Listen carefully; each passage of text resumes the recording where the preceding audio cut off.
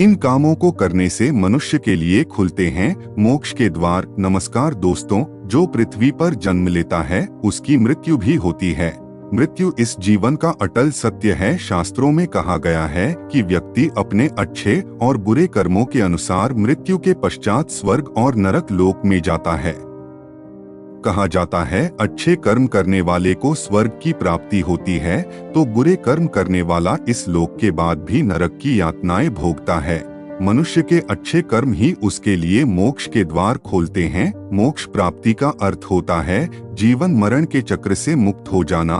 मोक्ष का प्राप्ति के बाद मनुष्य को दोबारा इस मृत्युलोक पर जन्म लेने की आवश्यकता नहीं रहती है।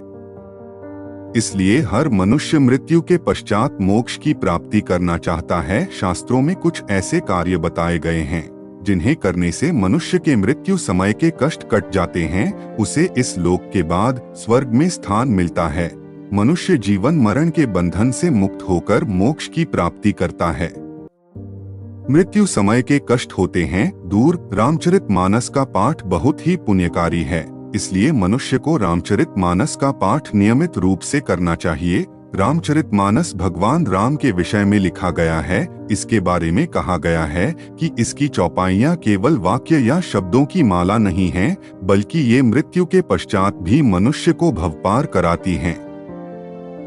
रामचरितमानस के पाठ से मृत्यु समय का कष्ट कम होता है और मनुष्य इस लोक के बाद उच्च लोक की प्राप्ति करता है।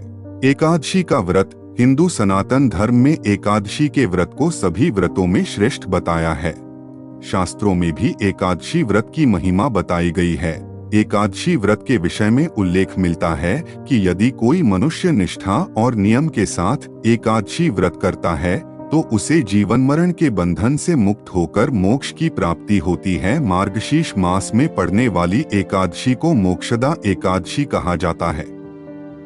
भक्ति का मार्ग मनुष्य के लिए मोक्ष की प्राप्ति के द्वार खोलता है, परंतु भक्ति पूर्ण लगन से होनी चाहिए। भक्त पूरी तरह से स्वयं भी भगवान की शरण में सौंप दे। सांसारिक बातों से कोई मोह न रखें, यह मार्ग अत्यंत कठिन होता है।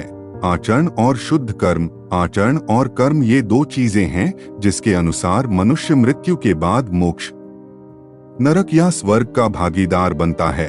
भगवान श्री कृष्ण ने भी गीता है कर्म को सबसे ऊपर बताया है।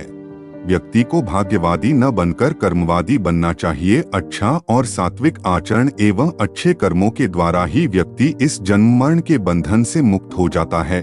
गीता में भगवान कृष्ण ने 20 आचरणों के बारे में बताया है। आप गीता का पाठ करके इस मार्ग पर चल सकते हैं।